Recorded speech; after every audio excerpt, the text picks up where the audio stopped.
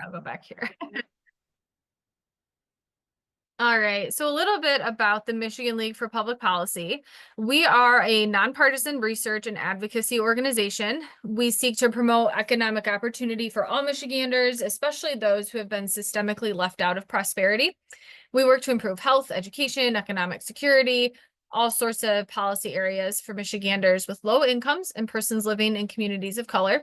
We are also the state's Kids Count organization, working as a part of a national effort to measure the well-being of children at the state and local levels and to shape efforts that improve the lives of Michigan children. And importantly, all of our work is done through a racial equity lens. I'd like to give little shout outs about the league because when I was a grad student, I would often use the league's work as like a resource for me. And so I just feel very like blessed to be able to work for the league and to be their first education policy analyst to help contribute to some hopefully better policies for Michigan's kids. So these are our three pillars of our work. We use data, community input, and advocacy. And again, all of our work is rooted in advancing racial equity and pursuing justice. All right, so Miss Molly, who's usually here from MEJC, unfortunately is not feeling great. She's down with a migraine, probably from that storm we have coming in. So I'll do a little intro of MEJC. We are a statewide network committed to advocating for equitable public education policies and funding to create safe and healthy learning environments. And we are made up of all of those organizations that are up there on the screen. So the MEA, the Michigan League for Public Policy, AFT, Oakland Forward, all sorts of organizations. We kind of sit together at a table and we talk about the vision that we have for Michigan schools and how we think we could get there. And we work with the legislature and all sorts of other organizations and advocates to try and promote better school system for our kids. So this is a one part of a series of trainings that we have been doing. So once a month, we hold a little school funding 101 with different topics. So this week, we're talking about at-risk students and mental health funding, which is a big part of our School Aid Act, a big part of our budget. But I do want to let you guys know that I am working off of a laptop. So I unfortunately can't monitor the chat and do all sorts of other things. So if you have questions, feel free to raise your hand or throw them in the chat and we can always get to them later. Or honestly, because we're so small, if you guys want to just shout things out, that's totally fine too. I'm happy for this to just kind of be a back and forth conversation.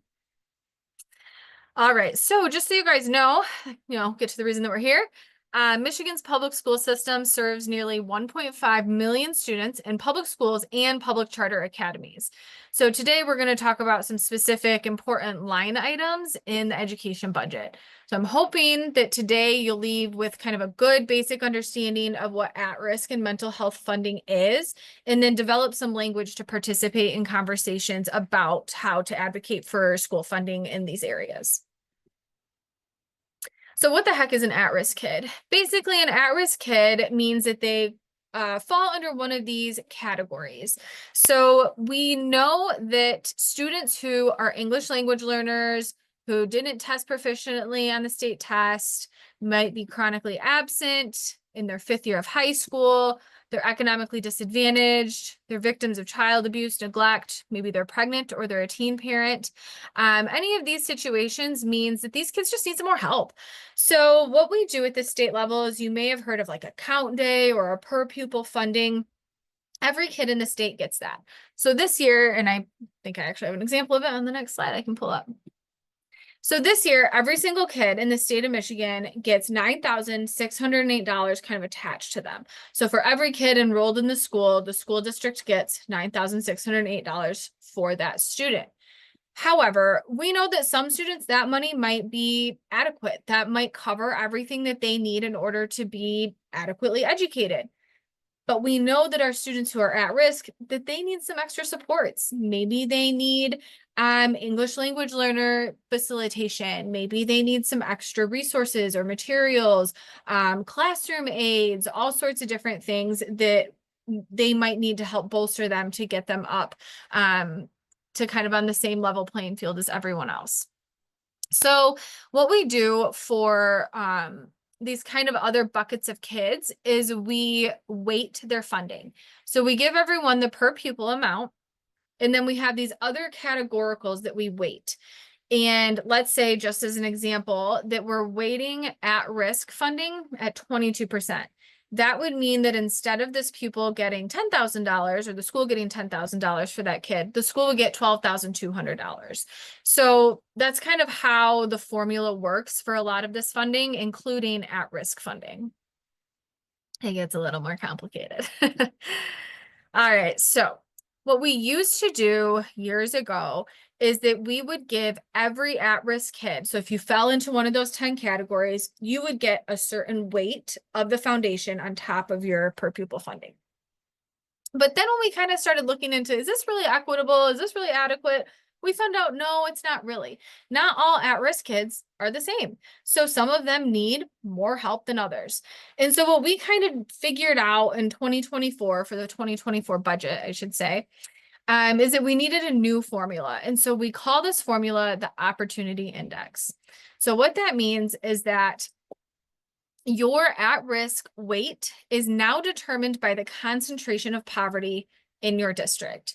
We know that all at-risk kids do need a little bit more funding to help pay for their services that they need, but an at-risk kid in a really well-off district, in a really well-off area, with high socioeconomic status, that kid might not need quite as much funding as a kid who's in a district with a high concentration of poverty.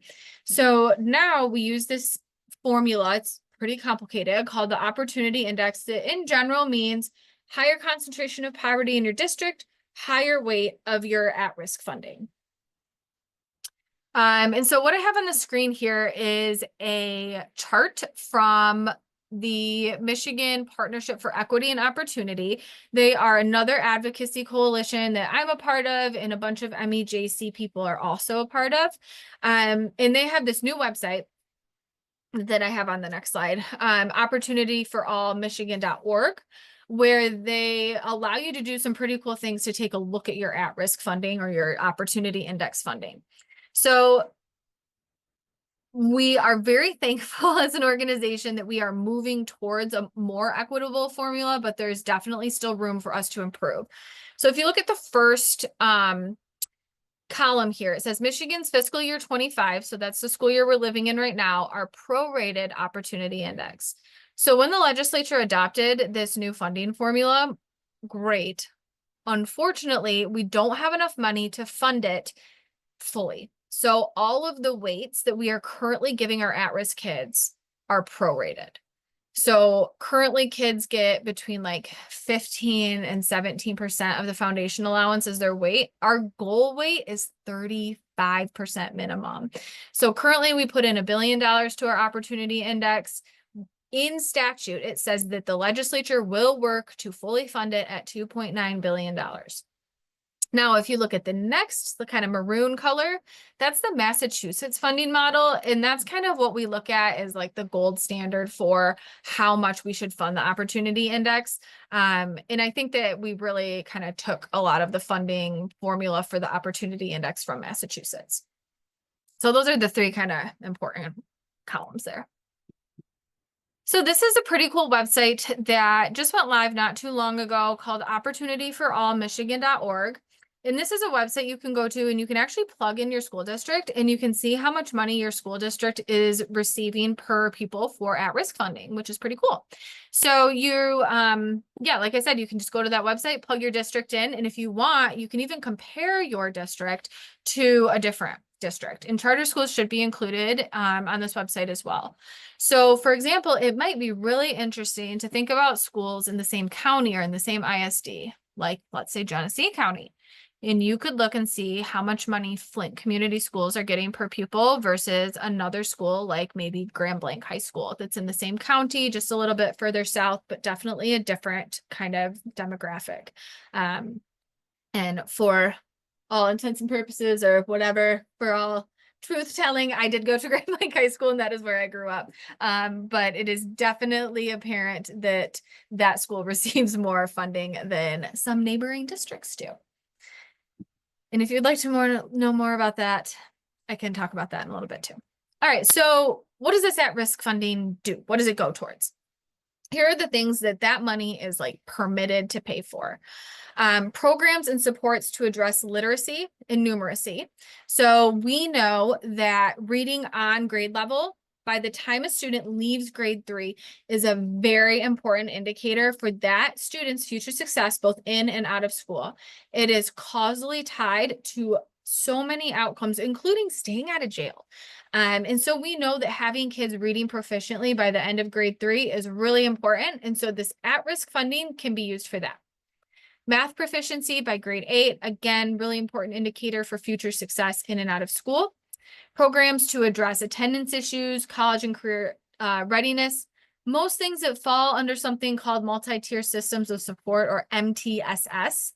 And then non-instructional programs like maybe a school-based health clinic or mental health programs or any other sort of intervention program.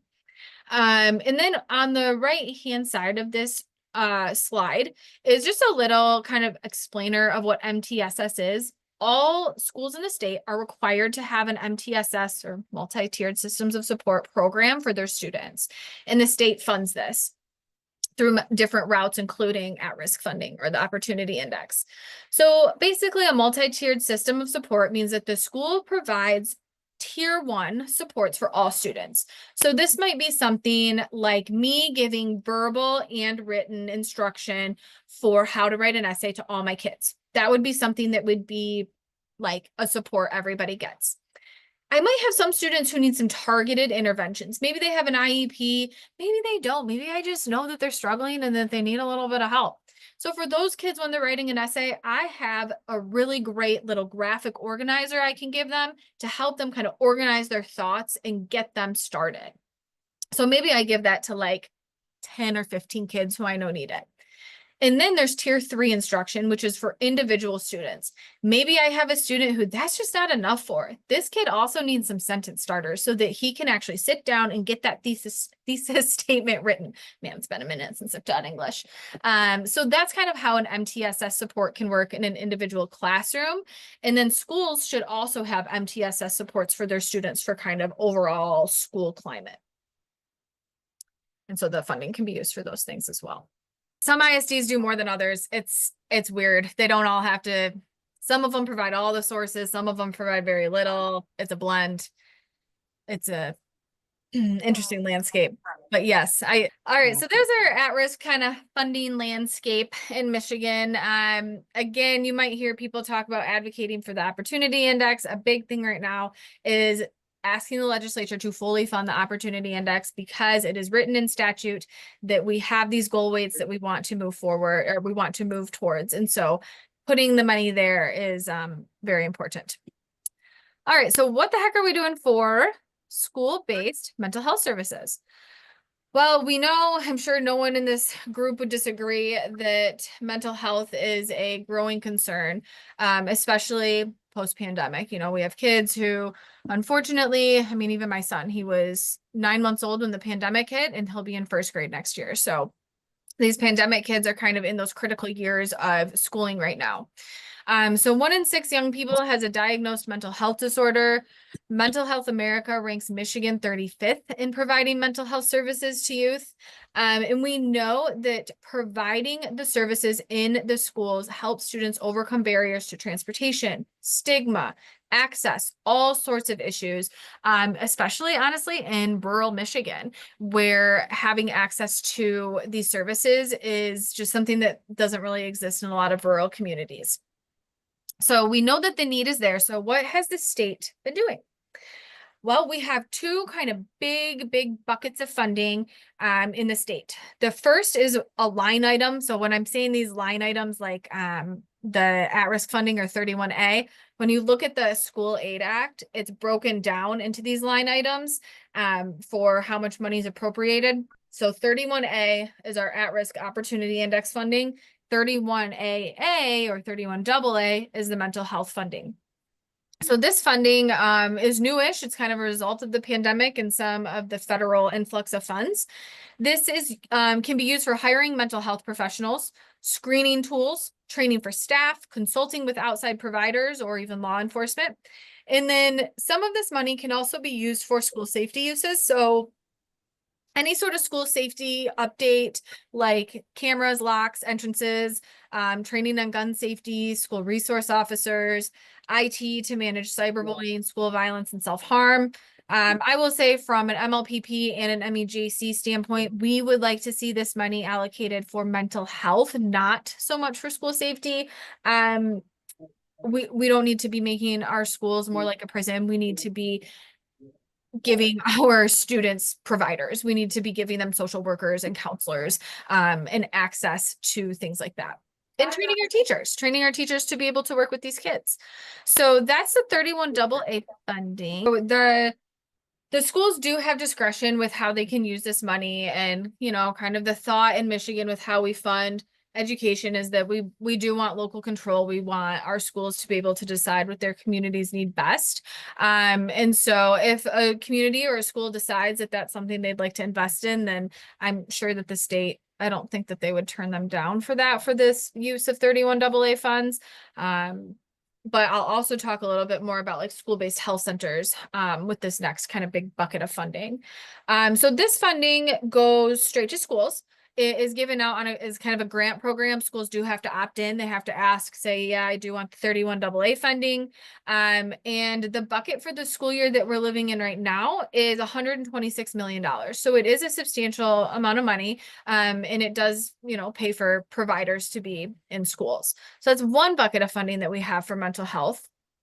The second big bucket that we have is Section 31N. And I don't know why these don't get cool names like the Opportunity Index. We just call them by their line items. But this is $108 million of state funding for this year. This funding is distributed to the ISDs. And then the ISDs determine how to get that money either to the schools, or the ISDs can actually like hire the professionals and send the professionals to schools. So the way that this money is used is pretty ISD dependent, and it changes a lot from ISD to ISD. So the goal of this funding is to expand the availability of mental health services to students without an IEP, mostly through hiring mental health professionals. The reason that is important is because this money requires Medicaid matching. And as I'm sure many of you know, Medicaid funding is on the line right now. So anytime you hear about cuts to Medicaid funding, we are also talking about potential cuts to education funding. Medicaid funding pays for a lot for schools. So it has always been kind of law that if a student is on Medicaid and has an IEP or is receiving special education services, IEP or IEFP, that those students, that the school can receive Medicaid reimbursement for services provided to those Medicaid eligible students.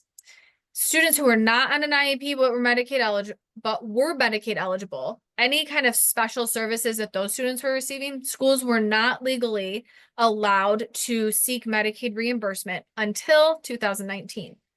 In 2019, the courts clarified a law and permitted schools to start receiving Medicaid or recouping Medicaid reimbursement for students both on and not on IEPs. When that law changed in 2019, the state of Michigan said, great, we want to expand this program in our state. We want all of our schools to have access to Medicaid reimbursement for providing services, especially mental health services. So we are going to supplement the Medicaid reimbursement with this funding that we call 31N. And so that has been kind of in the budget for the last few years since 2019.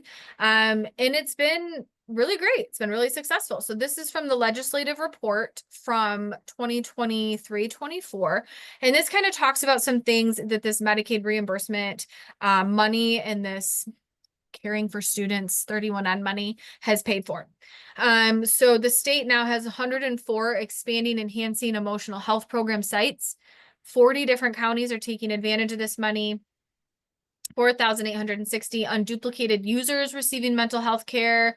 And you can go down, down, down, see the visits, telemed. Almost 5,000 unduplicated users received a comprehensive risk assessment or a behavioral health screen. And then users ages 10 and up with depression screens. So these funds have been used for school-based health centers, providing counselors and social workers and all sorts of awesome things for our kids. And then this slide tells you how much money it is, I believe. Oh, I mixed up my slides. I'm sorry. This is how much money is in the 31 AA funds. It's in the wrong spot. Yeah. Okay, so I talked a little bit about the Senate budget. It's been released. I'll show you what's in it in a moment. And then just a little aside about the House. Back in March, the Republicans in the House decided that they were going to pass a framework for a budget. So the House Education Committee sat down and they were handed some papers and said, here's the education budget. We're going to vote on it right now. 20 minutes later, an education budget was passed out of the House that cut billions of dollars, does not even fund at risk at all. Transportation, not in it. The Republican narrative is that they are funding the essential services so that just in case we can't come to a consensus by October 1st, we at least can still fund some things, like some police officers, and we can fund some of what kids need in school. So that's their narrative. The reality is, didn't need to happen. Total scheme. So we as advocates, and part of what we will be doing in Lansing on these Tuesdays is we will be urging the House to get their budget out, and we will be urging the legislature to get the budget done by June 30th because it is so imperative for our schools. I know Charlie just looked like, you're scary. You know, you should have seen me testifying today. Had a mad face on. I didn't smile the whole time, which was really hard. It was very difficult, but I crack a smile. Anyway, on to the Senate budget. What did they do? And the governor. Here's a little chart of a few different things in the budget. So the foundation allowance, that kind of base per pupil foundation allowance. Currently, we give each kid, or we give schools, $9,608 per kid. The governor upped that by 4.1% to $10,000, and the Senate upped it by a tad more to $10,008.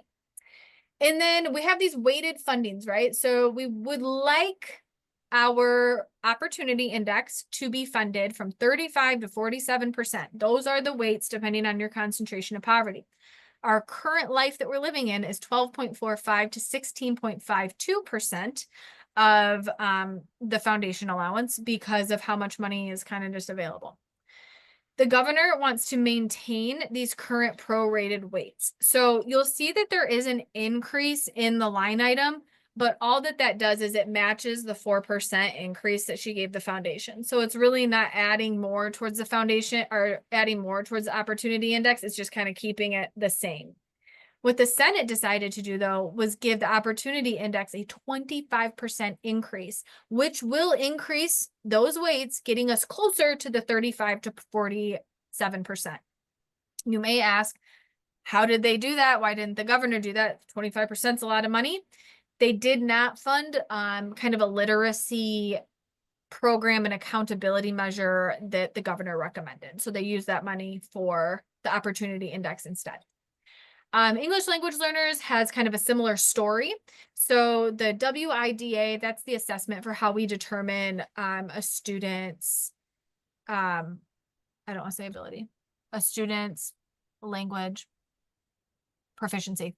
Language proficiency, and depending on how much they, where they test on the WIDA determines how much funding the school gets to service them. And so similarly, the governor bumped it by 4.1%, which is not really a bump because it's the same weight. And the Senate gave it a 25% increase. Rural and isolated districts also get some extra funding because they do have some very unique needs that are costly. And that funding was pretty standard, I guess, for rural and isolated districts. So this is what's current law, what the governor has proposed, and what the Senate has proposed. We once again have not received a full budget from the House, but we are urging them to do so. And when we are urging them, here's what we're asking for. So as MEJC group, here's what we want. We want more money into those 31A weights, that opportunity index. So instead of seeing a huge increase in the foundation allowance and some assessment programs or something else, we think it's most important to increase the funding in the opportunity index to get closer to those goal weights so that we know that the money is getting to the districts with the highest concentration of poverty. That is what we as a group are advocating for. We are also advocating for expansion to mental health support. Stop over relying on police in schools. One way we could do that is by, instead of allowing the 31AA funds to go towards safety and mental health, say no, those funds go towards mental health. They don't go towards more police in schools. In the Senate's budget that upped the 31AA funding does say all for mental health, no more for school safety. And then commit to raising revenue, which I know Charlie is going to talk about. So I mean, if you're ready, Charlie, you can wait. Is that you? Are you going to talk about raising revenue? Did I make that up? Well, I I know made that up. exactly where this is going. So yeah, one way that we are trying to raise revenue is to amend the Michigan Constitution. So we are trying to increase taxes on millionaires. So it's a graduated income tax that would amend the Constitution so that, you know, people making over like individuals over 500,000 would pay, you know, higher taxes, because currently we have a flat 4% across the state. So, you know, trying to change the Constitution is like a really hard thing. So, we are going to need to collect signatures. So, if we want to get more money for schools, we're going to have to change the Michigan Constitution to allow us to collect more tax revenue statewide, because we see with bonds and millages failing that local communities are really struggling to meet the needs for districts.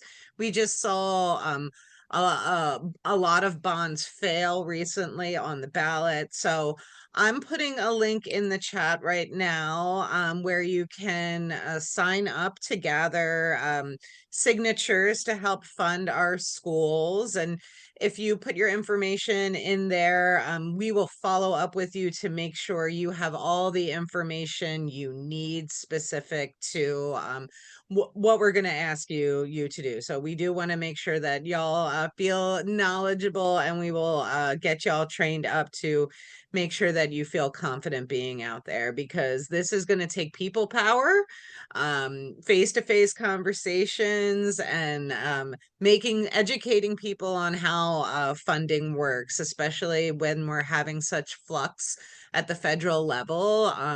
So it's a very concerning time. So Yeah. thank you.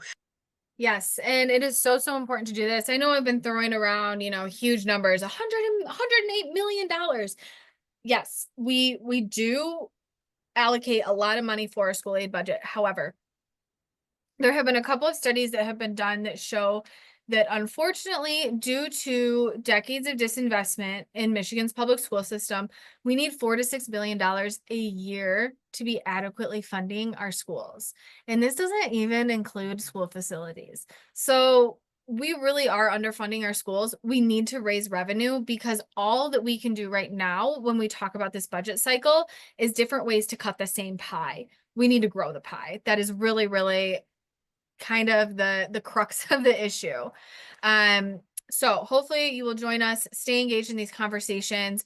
And if you are feeling like you just need some more information, this was like drinking from a fire hose tonight. First of all, I'm sorry. I try so hard not to do that. I just get really excited about school funding, but it's okay. MLPP has so many resources for you.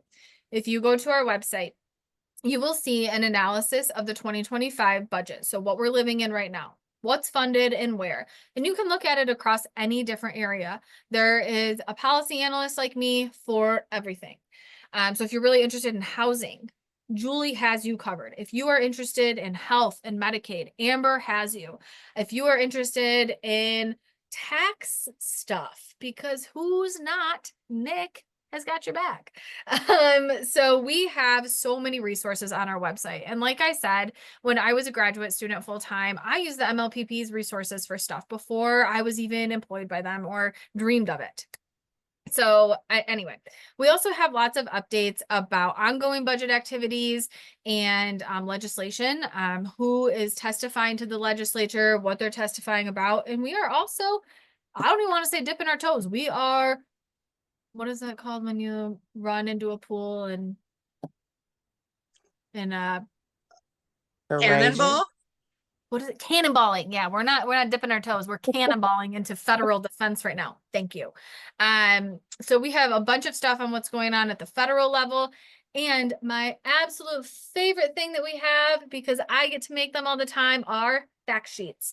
Education funding is really hard. It's really complicated. And so what I do with the talent of our awesome comms department is I take it and I try to make it really understandable, digestible, and pretty for you. So we have fact sheets on how school funding works kind of generally, how special ed funding works, community college funding, and my newest one that just came out a couple days ago, school vouchers. What are those things? So we have fact sheets on all of that stuff on our website. We are more than happy to be a resource for all of you. And if you guys would like to get some updates from the league, you can sign up on our website. And of course, please feel free to email me.